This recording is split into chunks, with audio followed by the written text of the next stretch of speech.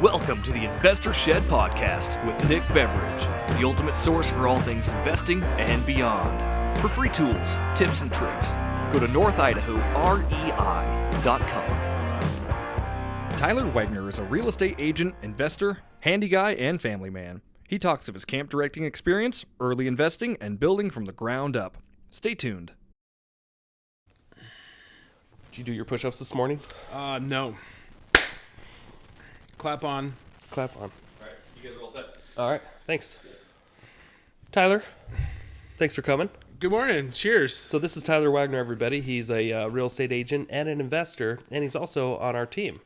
Thanks for being here. It's a pleasure. I've heard lots about your new podcast and excited to finally make it on the list of so many amazing people we've already had. So nice. Honored. So we're like 13, 14 episodes in now. Okay. Have you listened to any of them yet? I've heard tidbits on on Facebook that have been very interesting, and I've seen all the guests that you've had on, and definitely that session with you and Joe laughing for about an hour was one of my favorites. That'll be in the top 10 for sure. So nice. Yeah. Well, so we are in my house right now because we are quarantined. Coronavirus is at its, I don't know if it's at its peak or just beginning, but we're supposed to be locked down indoors. It's nice to have this beautiful painting behind us by Joe Turner and beers in the morning here at 9 a.m. and at the Beveridge household. 9 in the morning, and we're drinking Laughing Dog Brewery. Shout out to Laughing Dog, sponsor of this episode of the Investor Shed. They should be. They're the unofficial sponsor. All right. So tell me about yourself, if you don't mind. Where did you grow up, and what got you interested in real estate? Well, I'm a boy that born and raised in Colorado and made my way to Idaho about 11 years ago, and I'm a youth camp director, and I retired from that. But the beauty of being a youth camp director is I lived in on-site housing for like 20 years. Yeah, and I knew that I needed to somehow get myself into the game of buying homes and kind of doing that investment because I wasn't building equity through owning my own home. And I was able to, when I moved here to Idaho, we were able to buy my first house in Coeur d'Alene. And, that was your first house? Well, I had owned a house in Bellingham, Washington, actually a long time before that. That was the first house I ever purchased. And when I was a camp director moving around from places to places all over the West, we ended up renting that house in Bellingham, Washington, and did really well with it. It was a crappy old house that I fixed up when I was like 22 years old. I think the purchase price on it was like $79,000. Oh, wow. And it was before the big housing boom. It was right after 9/11. Okay. And then when we moved to California and then other camps that I started working at, we always kept it. We rented it. And then when we moved to Oregon and wanted to buy a home there, we ended up selling in that house in Bellingham and just made a lot of money on it. Did really well. I think we walked away with at least $100,000. Nice. Just after market appreciated for several years, and we're able to apply that to a purchase in Oregon. And after getting divorced, you gotta split up the proceeds of whatever you own. And so I was able to cash out from a house in Eugene, Oregon, and kind of roll that into my first investment here in Idaho. And it's just been kind of snowballing there ever since. Okay. So that's kind of me. Retired camp director, turned real estate agent, turned wannabe real estate investor. I used to show up to your meetings when I was a little kid and be like, I want to be a real estate investor. And I just wanted to learn. So, yeah. That's awesome. So being a camp director, that sounds like being in the military almost. Like you got housing and you had to move from place to place. Yeah, it kind of was. Hard work, good work. Just worked with amazing people and learned a lot of things. Like it's been so valuable to my real estate investing because I know how to fix a lot of things, but like I'm not a pro at really anything. I've learned so much about electrical, plumbing, carpentry, but yet you don't want to hire me to do any of those on your place, but I've been able to fix up a lot of things kind of on my own, or at least know people who can help me. And that's been a really big blessing of that previous work I did. Awesome. And I always had access to tools, big shops of tools that came in really handy when it came time to kind of fix up a house. And yeah, now it's biting me in the butt that I don't have access to that stuff sometimes anymore, but that's okay. I'm working on it. That makes sense. Yeah. So back up, if you don't mind, to Bellingham. Mm-hmm. So what actually gave you the idea to keep the house as a rental? Because most people just end up, if they move, they just sell their house. So what gave you the idea to actually keep it? My wife and I, and we had 2 little boys at that time. We were living in this tiny little house in Bellingham that we had bought, and I took a new job in California, and the new job in California provided the housing. I was like, well, I mean, we could sell this place in Bellingham, but dang, I sure love this house, and we worked so hard to fix it up and get it looking nice, and the rental market was super strong. Bellingham's a college town, really beautiful place to live, and we just thought we might end up going back there someday, so we just decided to keep it, and that was probably one of the best decisions we ever made. Nice. We were easily cash flowing a couple $100 a month at least on this place while we owned it, and that was really nice income that we used while we were in California too. So ended up doing really well, except funny story. We did have one problem with a tenant who decided, I guess something happened. He got in a fight with somebody, and then they ended up tossing everything in the house out the windows, through all of the windows of the house. Like a movie. Yeah, it was really weird. I got this call like, hey, every single window of your house is broken and all this stuff is outside in the grass. I was like, oh, well, that's fun. But the moral of that story is have a great property manager. They helped me work with the insurance company to get that tenant out. We got everything repaired and put back even better than it was. And it was a blessing to kind of work out that way. So okay. I had not thought about that for many years, but that's an interesting story, because a lot of people are like afraid to be a landlord because they're afraid things like that will happen. But like, so that happened, but like you have insurance, and the insurance just took care of it. And we had a great property manager. Like, it became her problem, and she worked to solve it. And we really were thankful for that. And I think my advice would be, I would not recommend property managing from a long distance. I mean, you can do it close by, and I do, but if I'm out of state or a distance away, I wouldn't recommend long distance property managing. So yeah, I totally agree. Yeah, I've got some rentals about an hour away, and I don't even manage those. Yeah. I don't even manage the ones that are 15 minutes away. Yeah, I'm moving to that point too. So, but I think that's great advice. Mm-hmm. Okay, so you didn't read a book or go to a seminar or anything. You just thought, hey, we just love this house. We put a lot into it. I'm just gonna keep it. Yeah, I think we were just desperate to own something, and just we knew housing in America is almost always a good bet, and we knew we were in a desirable part of the country, great community. Bought this house for super dirt cheap, fix it up. We knew we had something, and it just really led into everything else that I've ever done. So when you're young and stupid, and go buy that first house. I mean, I remember my salary was $18,000 a year, and I think we got some sort of housing program that enabled us to, like a first-time homebuyer program, I think enabled us to get into that. And it's kind of led to everything else. Okay. Even through divorce, through all the ups and downs of the housing market that we've seen, it's what kept us going, and it keeps going. So that first house in Bellingham, do you kind of remember some of the numbers, like what your mortgage payment was and what you ended up getting for rent? I don't remember the specifics, but I remember we bought it for about $79,000. So mortgages was $700 at the most. I'm thinking it was about $800 a month, maybe a mortgage payment. And I think we were renting it for $1,000, maybe $1,100 a month. Oh, okay. Yeah, so it covered the mortgage. It was just a little 2-bedroom, 1-bath home, and we had great luck with it. And I think we did that for about 5 years until we sold it. So yeah. Gotcha. And then you did the same thing in Oregon? Yeah, so we actually sold that house, and I went off of camp housing, moved into town, had a family. We bought a house in Eugene, Oregon, and nice. We bought it right after kind of I think in 2009 or 2010, when the market was really kind of hammered in that area, and I was like, oh, what a great time to buy a house. And yeah, good timing. we probably suffered a little bit on the sale because you sell into a market and you have to buy into a market kind of thing. So we probably sold into a hurting market in Bellingham, but we also bought into a really beat down market in Eugene. So it kind of evened out. But yeah, whenever you're trading real estate, it doesn't matter what the market's doing. Mm-hmm.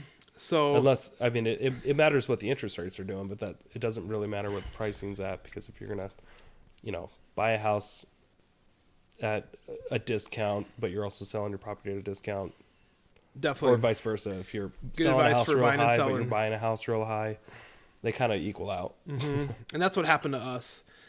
Same thing with Eugene. We decided to invest in a great community, a great college town, strong real estate market after it kind of passed through that downturn, and bought that house there. And I actually didn't live in it very long. Ended up getting divorced and eventually made my way here to Idaho. But I was finally able to cash out of that house, and we did pretty well on it. And I was able to take that money and invest it here in Coeur d'Alene at on my same thing, kind of a little tiny beat up house that I found in 2013, I think, is when I bought that one, and got to work fixing it up, and it's done. I still have it. It's done really well ever since. So Nice. it's really similar to that Bellingham house, actually. So what brought you to the beautiful secret gem of North Idaho? Oh gosh, that's a great story for another podcast. But basically, I had gone back to graduate school during the kind of downturn of 2008, 2009, and got a call from a friend saying I gotta have a camp up here in Idaho on Twin Lakes here called Twinlow, and it needed some help. And he said, "Hey, can you come out and help this camp out?" And I said, "Hell no, I'm not going back into camp ministry." I was going to graduate school, getting a business degree. I wanted to make something of my life. How long were you in school?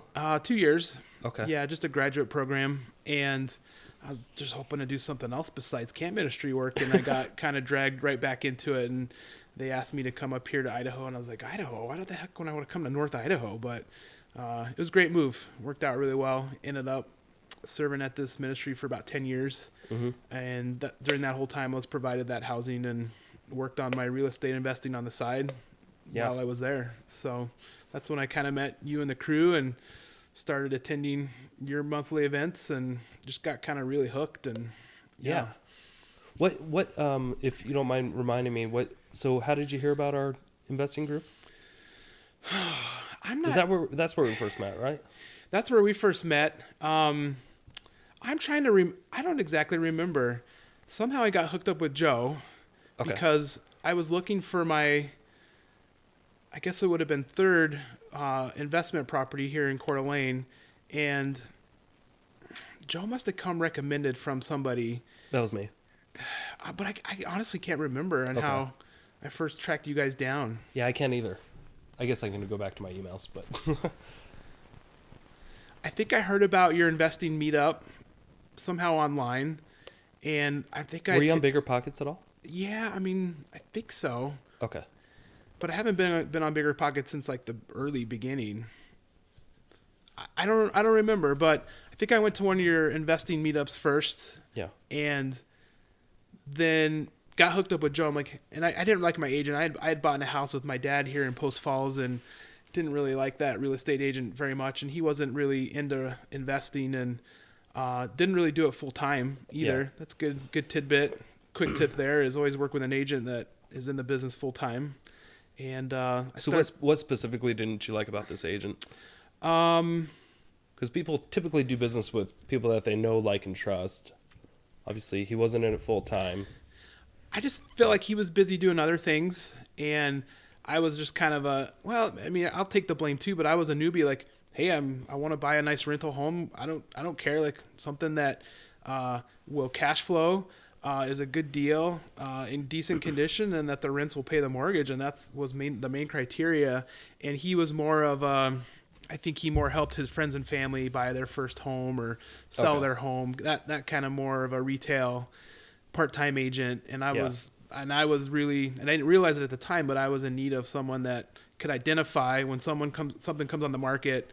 Oh, that's a great rental property. You should go buy that. So when I got hooked up with you and Joe kind of understood what I was looking for. Yeah. Set up that search to kind of, and we were looking for 4 bedrooms, 2 bath homes. She buys the same type of properties. Yeah, in Post Falls or Coeur d'Alene, and we were able to identify a couple of them and went after them and worked with you guys ever since. So nice. Yeah. So funny because I seriously, I remember, and I'm not joking or being facetious at all. She, like, you were her favorite client that she ever had. That's good. It was so funny. I feel like I was pretty. I'm so glad you're on our team. Pretty now, easy going. Yeah, totally easy going. And she was always asking me, like, do you have your lender, your loan ready to go? I'm like, yeah, don't worry, Joe, don't worry. Because I was always working with partners, and I had to rely on my partners who were the more loan worthy than I was. Okay. And, could you elaborate on that a little bit? Yeah. So I bought my second property in the area with my dad in Post Falls here, and the reason we chose to partner up was my dad was looking to invest. He lives in Colorado.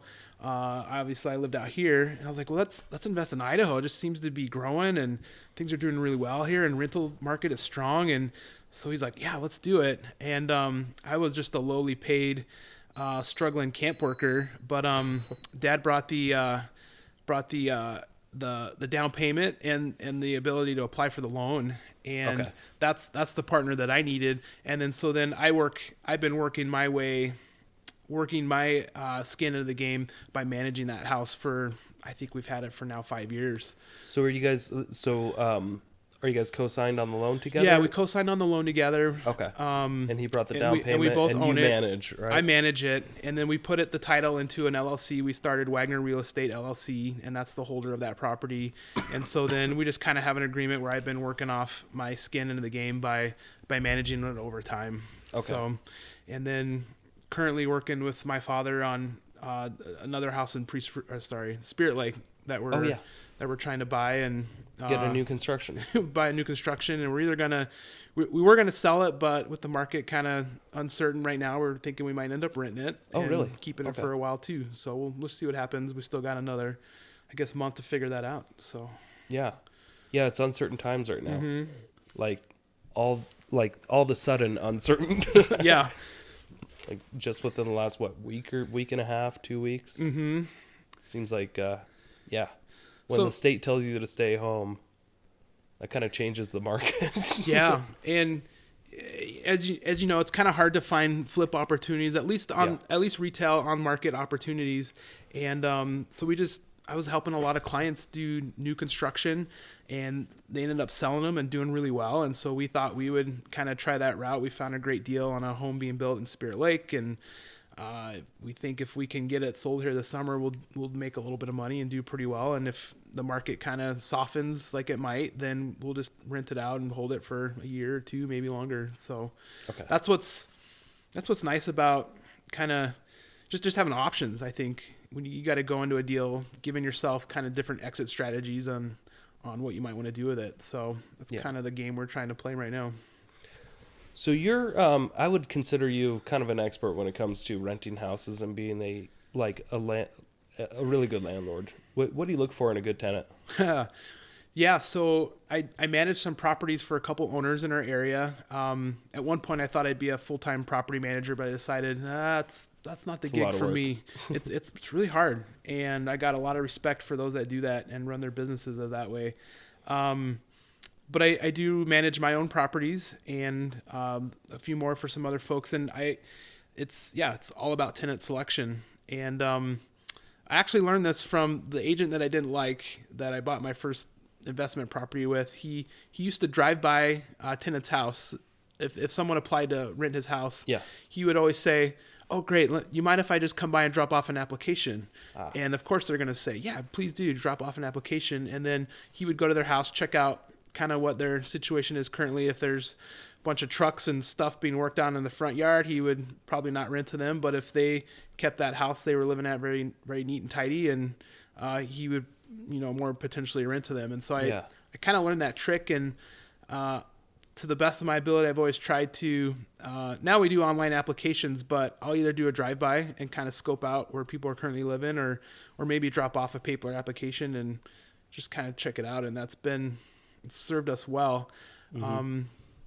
we're also looking, we're just looking for people with good income, steady jobs, verifiable history of where they've lived, and previous references from landlords are always a good thing. And sometimes you just never know too. And yeah. So I heard another trick too, and I never did it. I don't know why, but you should go check out like a tenant's car when they're applying. Yeah. And just like see how they keep their car, if it's neat and tidy, or if it's like just a train wreck, because it will usually indicate that's how a they good. treat I've their heard own that house. too. Yeah. Okay. Cool. So how many rentals are you up to now?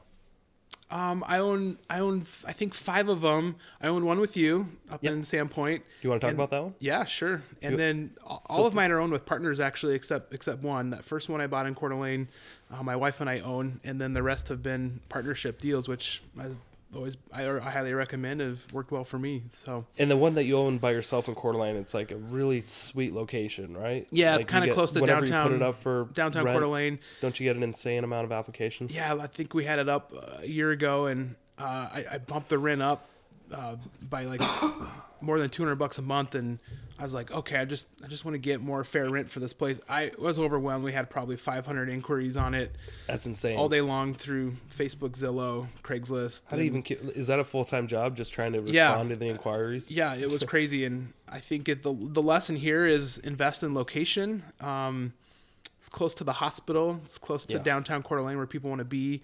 It's perfectly suited for young, maybe single people or maybe an older couple. It's not a great family rental, but it's for single or a couple. And it's been really desirable. And with the migration happening here to Coeur d'Alene, it's been what people are looking for. So yeah. And that house you bought, you just moved into it, right? Like at first? No, I never lived in it. Oh, okay. Never mind. No, we bought it when I was a camp director, and it kind of became my project. We ended up doing a lot of work on the inside. So how did you buy that house? Did you get a loan, or did you? Yeah. I don't know if you're familiar with the Fannie Mae Home Path program. Yes. It was kind of that loan program that came after. So it was a bank-owned property? Yeah, after the financial crisis. You could used to go on a homepath.com and like search all the kind of bank foreclosures, and now they have like nothing. Yeah, now there's nothing, and it was I think it was 3% down to get into them. The interest rates are kind of crazy, and you had to pay a little bit more on the long run, but it was a home path home, and we submitted an application and an offer on it, and we're able to get it 3% down to get in on the loan. So okay, I don't think we were in a position to be able to put a lot of money down at that point, but we knew that location was going to do well. Purchase price was, I believe, $129,000, and it's probably worth $100,000 more than that now. So yeah, at least because we kind of bought it. Coeur d'Alene was still kind of, market was flat or maybe down in about 2013, and it really started to take off after that. So you bought that with what, the 3% down loan? Mm-hmm. And then did you refinance it at any point? No, I keep wanting to, but is it a high interest rate? It's like at 5.25%. So okay, I should probably refinance that, and I ended up pulling. I got a home equity line of credit on it. Okay, and so you have been leveraging it. Mm-hmm, I was able to put on a new roof and do a lot of work on it. Well, we pulled out about $30,000 out of it here a couple years ago. So I think that's also kind of kept me from being able to refinance it. And now that I'm a real estate agent, I'm unlendable, so I don't think they'll loan to me at the moment. But hopefully soon we'll probably look more into it. Yeah. It takes a while to become financeable when you're self-employed. Yeah. I think it took me 4 years at least. Yeah, I got to get there because it's hard to, you can't just go out and get a loan like you used to with a W-2 job. And so again, that's why it's been important for me to have partners when I'm looking to buy homes. Yeah, you got to pay a lot of taxes, at least 2 years in a row. So, all right. So tell me about the latest investment that you bought. So with you, I moved to Sandpoint here a couple years ago, and I for some reason I always like to invest locally where I'm at because I like to keep an eye on things, work on things, keep them going. I don't know. We found this house on the market, and it looked like a great deal. It's in the town of Ponderay, which is kind of a lower price point than Sandpoint, but this house looked really nice. Funny story, I'd actually gone to a garage sale at this house, and I saw a for sale by owner sign out front, And then, so I went in and talked to the people and looked at the house. I'd seen it. They were in a distressed situation where they were needing to sell and needing to move on to a different thing in their life. And then I think of that same week I saw it hit the market. So they had obviously met some agent, got it listed on the market. And I was like, oh, okay, I know that house. I know these people really need to leave and sell. They're pretty distressed. And so I actually went home and wrote a kind of a lower offer than what that they had it listed at and sent it over and didn't hear back. And agent was like, well, can you bring it up to this? I'm like, no, this is the numbers that I think work. And so we just kind of left it at that. I just walked away. I never heard back from them. And how much was that offer again? Do you remember? I think we offered like $299,000 on the home. Okay. And it was listed at 350, 360 maybe. Okay. And which I just knew they were kind of in a situation where I wasn't trying to take advantage of the situation, but I knew you have to buy it at a they discount. didn't have any other offers either. And the house had been not trash, but like lived in really hard over the years. And yeah, because it was somewhat newer construction, right? What was newer? It? What year was it built? It's only like 10 years old. Okay. But the folks that were living there had not really done much with it and taken care of it very well. And so I thought it was an opportunity to kind of have an easy fixer-upper. So then about a week later, I think you called me up and you're like, hey, I heard about this house in Ponderay that an investor's looking at. And I was like, oh yeah, I know that house. I've been in it. I offered on it. And then, I don't know, you take the story from there, but. Yeah. So I got a call from an investor that I've never met before out in Boise, and they've been dealing with this seller, and he heard that I might be able to help them out because they only had like 2 more days until they were foreclosed on. I think it was just, I think it was a Friday night. It's getting ready to hit the auction block. Something like that when they contacted me, and it was going to auction. It was going to be auctioned off Tuesday morning. Mm-hmm. And you can't do anything on the weekends really. But, so the wholesaler investor in Boise gave me all their info, said, yeah, if you can run with it, I don't have it under contract or anything, but I heard maybe you can help them out. So I ended up talking to the seller. I find out how much, what their mortgage is, what's their mortgage payment, payoff, all that good stuff. What is the minimum amount needed to stop the foreclosure, and what's needed just to reinstate the loan. So I got all that good info, and the payment's like $1,300 or something like that. And then I text you. I think I just text you. I said, hey, what do you think this house could rent for? Yeah. And you knew the house right away. You're like, oh, I know this one. Yeah. Probably $2,000 a month. And I was like, ooh, that's awesome, because I think it needed $18,000 to reinstate the loan, and you can cash flow almost $700, something like that. So I thought it was worth looking at. So that's when we got together Monday morning. Yeah, we kind of met with the sellers and tried to figure out exactly what do they owe. Kind of stumbled into our subject to deal without even really knowing it, I think, at that moment. But because that's the only thing that would make sense, taking it over subject to. Yep. And one of the big takeaways for me was it was I think a win-win for all parties. Those sellers were going to lose that home and walk away with nothing.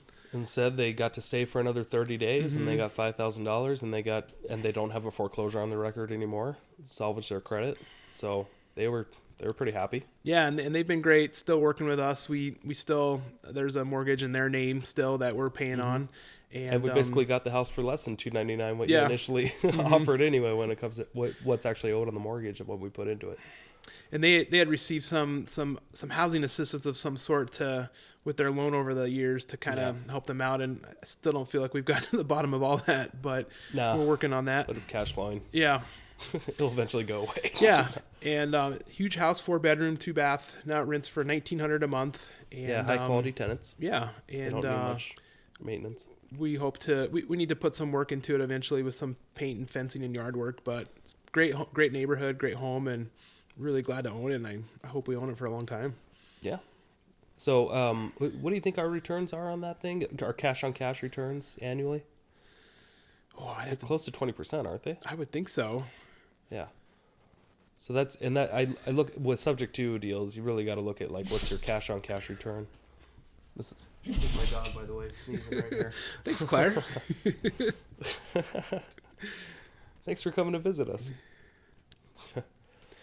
All right. So what's next for you? Are you looking at any other? Well, actually, we're building houses. You want to tell us about that a little bit? Yeah. So I know you've been looking for kind of a home builder to partner with for years, and Long time. and when I heard about that, I'm like, oh my gosh, that's amazing. I wanna help. And we work with some agents in our office and all over that you kind of see their new construction all over the place. These builders put up homes and they work with agents to kind of sell them, and we're like, what a great partnership idea, and how can we be a part of that? And so we met John and Sandra Williams at Northstar Construction, who I think we met him showing up to your events. Yeah, And, that's where I meet everybody.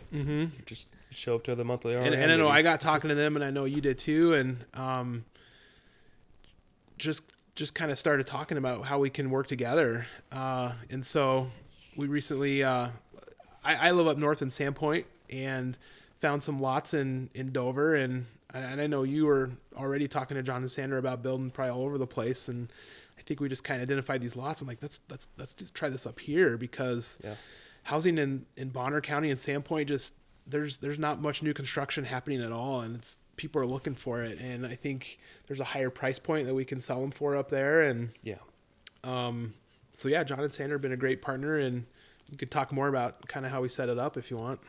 Sure. Yeah. So I guess we did a 3-way partnership. I mean, you basically you found the deals. I'm orchestrating how to raise finances for the actual construction loan, and how to buy the lots, and then our construction partners are going to do everything at cost and just split the profits 3 ways with us. And we're agents, so we're also going to get a commission. So this is a way we're like creating our own listings. So we got 3 in the pipeline. I never asked you though, how did that HOA meeting go with that first lot on Peggy's? So far, so good with everything going on. It was a virtual meeting. In fact, not even virtual. It was just a phone call. Okay. And so we might actually benefit pretty well because of this. Typically, you have to go to a review board meeting and bring all of your materials and present to the group. We basically just had a phone call with one of the developers, and I had already sent photos of everything and our house plans over, and they said, "Oh, this looks great. You need to add a couple windows on this side of the house, and then let us know when your engineering plans are complete, and you guys should be good to go." And I said, "Awesome." So I think we're kind of benefiting from the lack of being able to be face to face with people right now. But yeah, when you build in Dover's an amazing waterfront community if you've never been there. But they have a lot of rules, and to the type of plants you use, to the type of grass seed you use, to the type of colors you put on your buildings, and we're learning all about those. And it's a great way to protect your investment by building in those kind of controlled communities. And if you can crack the nut and kind of learn how to follow those rules, then you can have a pretty special product in a pretty amazing place. So that's what we're shooting for. The lots seem to be dirt cheap. Yeah, which is crazy compared to buying in. But they're not on the market, and that's probably why. Yeah, everything in Dover transacts kind of off market. Yeah. And I think with John and Sandra Williams, I hope we can really just help them too, because I know they want to scale up, build more homes, and if we can kind of help pave the road in front of them with land and lots to build on and grease the wheels, I think it's a win-win for everybody here. So I think that's why if you're a builder out there, find yourself a great agent who can kind of lay out the tracks in front of you so you can do what you're best at, and let those in the industry help you. So it's good advice. Yeah. Cool. Because after we do these 3, I'd hope we could do more in the area or whatever it makes sense to buy land. So yeah. So do you know about how much in cash flow you're receiving at this point? And like, do you have any regrets on any of the houses that you bought? No regrets. Super blessed with location, the type of homes we've bought, the tenants we've had. It's just been amazing. Every rental home that I currently have is cash flowing at least a little bit. We've been able to build up some reserves. So just last week we put a new roof on one of our house in Post Falls, and we had the reserves ready for that. We lost a bunch of shingles in a windstorm. The insurance company paid for part of it. We were able to pay for the rest of it because we had kind of built up those reserves. So My advice is for running rental properties, kind of set aside for capital expenses because that's sometimes hard to do and you don't want to think about it, but you have to. Water heaters go out, furnaces need to be replaced, roofs got to be repaired, and so we feel like we're situated well on all the ones that I'm a part of, and yeah, they're all cash flowing. I don't necessarily pull out a lot of money to, I guess, feed my lifestyle, but we've been able to save a little bit in each account for each house. And another piece of advice that I like is each house has its own kind of LLC little bank account that we set up. So that helps us manage the money in, money out kind of thing. So, and recently, I own a couple homes with my partner, Jim, and I called him up like, Jim, I'm kind of tired of property managing. I live an hour away now. Can we turn it over to a property manager? And he's like, yeah, let's do it. And so we were able to raise the rent this go around, and which enabled us to pay for a property manager. Yeah. I think we're paying him 9% per month. And for me and for us, we felt that's a great deal to let them find new tenants for the place and to kind of just take care of it. And it's kind of an experiment for us and see if it goes well. And if it does, as my other homes become available, we'll just turn them over to a property manager. Is kind of my dream and my goal I've been working towards. I want to focus on real estate and not be so much in the tenant management business. Yeah. So, yeah. And I think that for the people out there that think they're going to make more money if they manage themselves, they should really rethink it, or at least give it a try with a good property manager, because a great property manager can sometimes just pay for themselves with, they can probably get higher rents, and you also get, that 8 or 9 or 10% that you're paying them, it's a tax write-off. Yep. So you're not paying that full percentage when it comes to tax time. That's true. And tenants just, like, when they're dealing directly with the owner and they know it, they might ask for a little bit more than when it comes to a property manager, right? And I'm so victim. I think you and I have talked about this, but like we are the worst property managers because I love my tenants. I kind of became super friendly with them and would bend over backwards to help. And they're amazing people and I love them.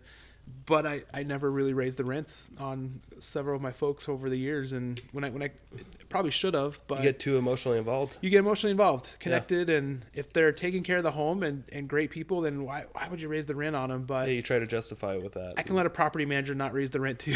So I'm just thankful to have one. And because I've definitely was victim of becoming chummy with them, and it's not always a good thing. So yeah, good point. So what's next for you? What's next for me is I hope to kind of build my real estate agent business. I want to become a great agent. I want to. You already are. Yeah. Help. You've been in it for about a year and a half now. Yeah, it's been going really well. Working on the team with you and Joe and the crew, and love our team. Love who we are. Love who we work with. The people the kind of clients we work with are awesome. We work with a lot of investors. We work with a lot of non-investors too, but. In this business, you oftentimes get to pick and choose who you work with. Yeah. And it's been a lot of fun helping people. I hope to grow my ability to help buyers with homes, to sell more homes for people that want to sell, to help investors find great deals here in Idaho, which I think Idaho is still going to be a great place to invest for many years to come. I hope to build more homes as a part of our group and just kind of follow the ebbs and flows in the market and see where opportunity is. I'm kind of looking for my first real flip project currently. I've got a great partner that we're kind of ready to tear into something and kind of have a fun project like that. We're not looking to, kill it on a big deal, but we're looking to stay busy and make a little bit of money on a couple different flips if we can find them. It's been hard to find in this market, especially up north in Bonner County. Any wholesalers out there want to come to Bonner County, you will have a friend in me wanting to work with you. So wholesalers. Bonner County's being very we're being ignored and neglected. So come up north and help us out. That's a good point. Yeah. All right, Tyler Wagner, hardest working man in real estate, especially since Pear Black left the state. He's down south. He's down south in Boise, I think. So you took over as the hardest working man in real estate. So if somebody wants to reach out to you and want them to help you find a good property, What's the best way they can reach you? Oh, good question. You can reach me on Facebook through the North Idaho REI group, through our website, northidahorei.com. I'm a Keller Williams agent, and so you can look me up that way, based out of Sandpoint and Coeur d'Alene, Idaho. Yeah. And my phone number is 208-610-2268. Give me a call. I'm ready to help. So, Nice. yeah. Thank you. Yeah. My pleasure. Thanks for tuning in to the Investor Shed podcast. Please like the video and subscribe to the channel for instant access to all future episodes. If you or someone you know has investing experience or stories to share, reach out to us in the comments or via email.